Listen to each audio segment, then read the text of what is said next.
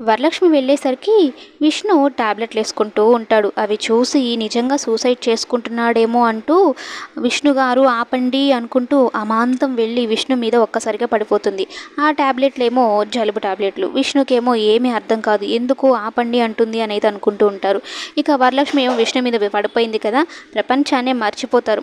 మర్చిపోయి ఇద్దరు ఒకరినొకరు కళ్ళల్లో కళ్ళు పెట్టి చూసుకుంటూ ఉంటే ఇంతలో వేదవతి కాస్త అందరినీ పోగేసుకొని తీసుకొని వస్తుంది. ఇక వరలక్ష్మిని విష్ణుని అలా చూసి ధర కోపంతో ఊగిపోయి, నీకు అసలు సిగ్గుందా, నువ్వు అసలు మనిషివేనా, ఆత్మాభిమానం కల ఆడదానివేనా, ఇలా ఇంతగా దిగజారుతారా అంటూ అనరాని మాటలు, చెప్పకూడని మాటలు అయితే అంటుంది. వరలక్ష్మి ఆ మాటలు విని ఒక్కసారిగా కోపంతో చెంప చెళ్ళు మనిపించేంతగా అయితే దగ్గరకు తీసుకుని వెళ్తుంది చెయ్యి, కానీ ఆగిపోతుంది.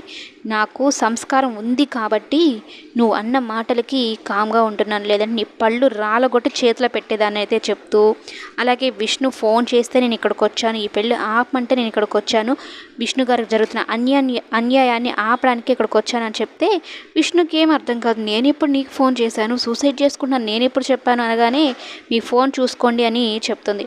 ఇక విష్ణు అజయ్ అందరూ ఫోన్ చూస్తే విష్ణు వరలక్ష్మికి కాల్ చేసినట్టుగా ఉంటుంది. పిల్లలిద్దరూ ఏమో నవ్వుకుంటూ ఉంటారు, మనం అనుకున్న ప్లాన్ సక్సెస్ అయ్యింది అని. ఇక ఆ కాల్ లిస్ట్ చూసిన విష్ణు అయితే నాకు అసలు ఏ పాపం తెలియదు, నేనైతే ఫోన్ చేయలేదు, నాకు అసలు సంబంధమే లేదంటూ మాట్లాడడంతో, ఎందుకు విష్ణు గారు అందరి ముందు ఇలా మాట్లాడుతున్నారు, దొరికిపోతారనా అని అయితే అంటూ ఉంటే, నాకంత అవసరం లేదు, నేను ఇష్టపడే పెళ్లి చేసుకుంటున్నాను తారని అని చెప్పగానే, ఇష్టపడే చేసుకుంటున్నారు కదా, మరి ఇన్ని రోజులు ఎందుకు పెళ్లి చేసుకోలేదు, ఇప్పుడే సడన్గా ఎందుకు పెళ్లి చేసుకోవాల్సి వస్తుంది, నాకు కారణం చెప్పాలి అంటూ విష్ణు నిలదీస్తుంది వరలక్ష్మి.